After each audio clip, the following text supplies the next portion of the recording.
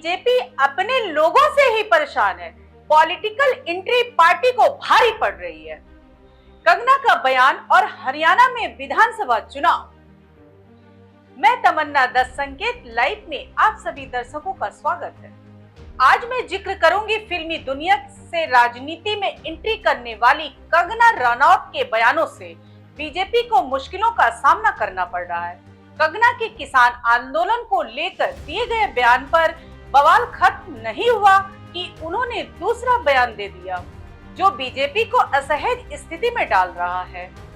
किसान आंदोलन के कंगना के बयान को पार्टी ने कहा था कि कंगना का बयान पार्टी का बयान नहीं है। साथ ही हाईकमान ने कंगना को नसीहत भी दी थी कि वो इस तरह के बयान के लिए बिल्कुल अधिकृत नहीं है। किसानों के जो लॉज हैं वो मुझे लगता है जो रिपील हो गए हैं वो फिर से लगने चाहिए। हो सकता है कंट्रोवर्शियल हो जाए, लेकिन मुझे लगता है किसानों के हितकारी लॉज वापस आने चाहिए और किसानों को खुद इसकी डिमांड करनी चाहिए, और ताकि हमारे किसान भी जैसे बाकी जगहों पे समृद्धि हो रही है, हमारे किसान की समृद्धि में कोई ब्रेक ना लगे।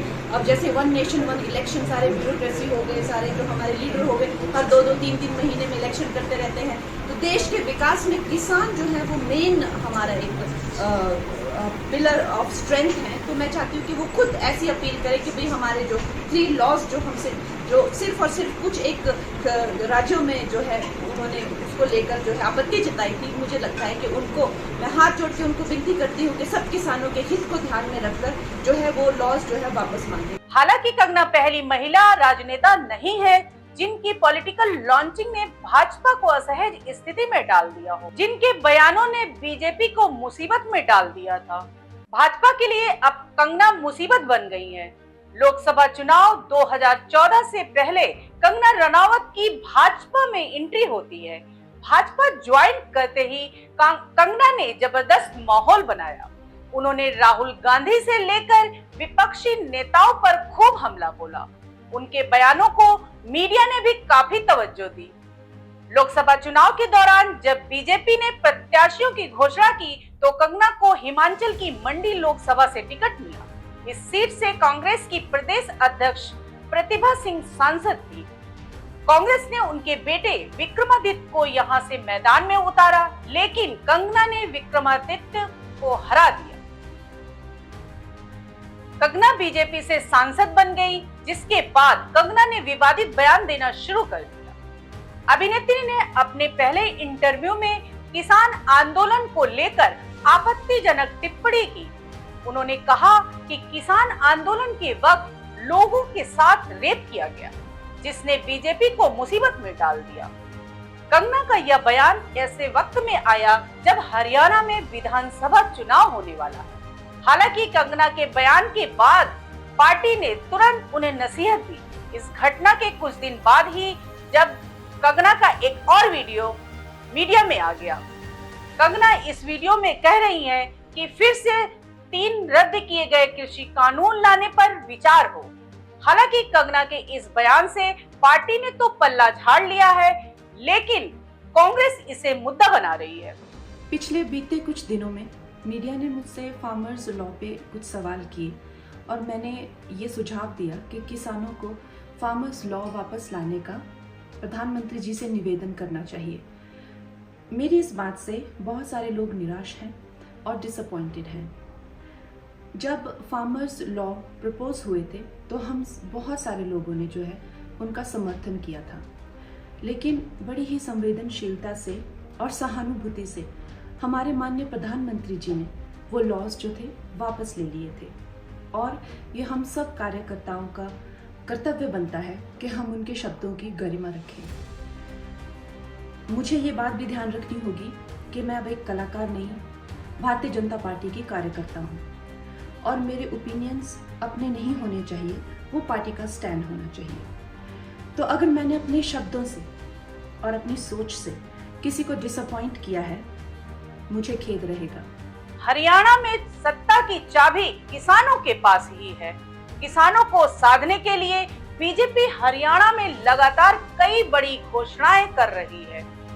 अब हम बात करेंगे मालेगांव विस्फोट में आरोपी रही प्रज्ञा सिंह ठाकुर की।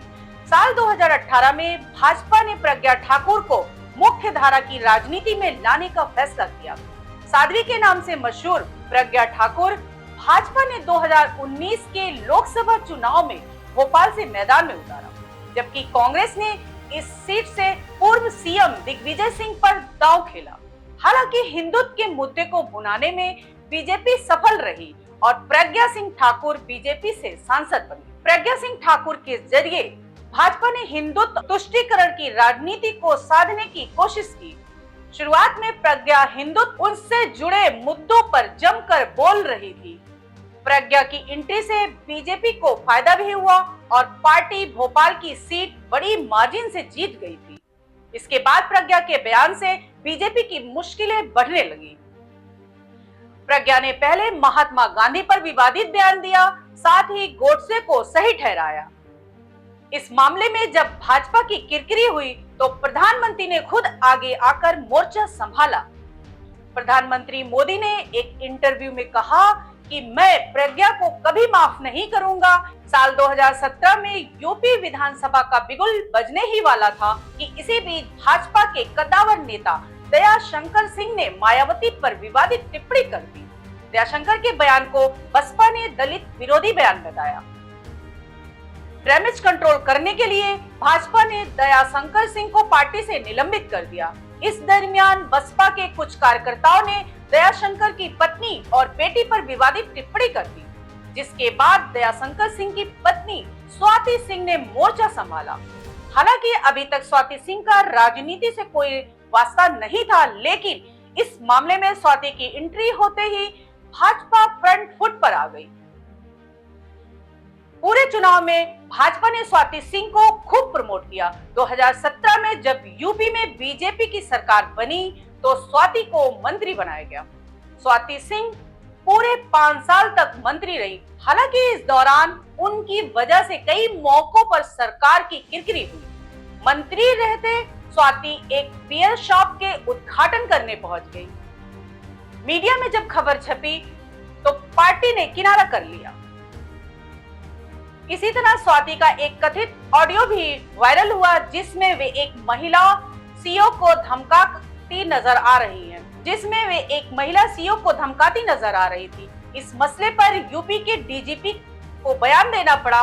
एक महीना पहले स्वाति का एक और ऑडियो वायरल हुआ, जिसमें वे कथित तौर पर अपने पति दयाशंकर सिंह पर गंभीर आरोप लगा रही। सब मामलों में सरकार की ही भद्द पिटी, जिसके बाद 2022 के यूपी विधानसभा चुनाव में बीजेपी ने स्वाति सिंह का टिकट काट दिया, जिसके बाद स्वाति सिंह नेपथ्य में चली। अगर आपको हमारा यह वीडियो अच्छा लगा हो तो हमारे इस वीडियो को लाइक करें, चैनल को सब्सक्राइब करें और बेल आइकन को दबाना ना भूलें, ताकि हमारे हर वीडियो का नोटिफिकेशन आप तक पहुंच सके। धन्यवाद।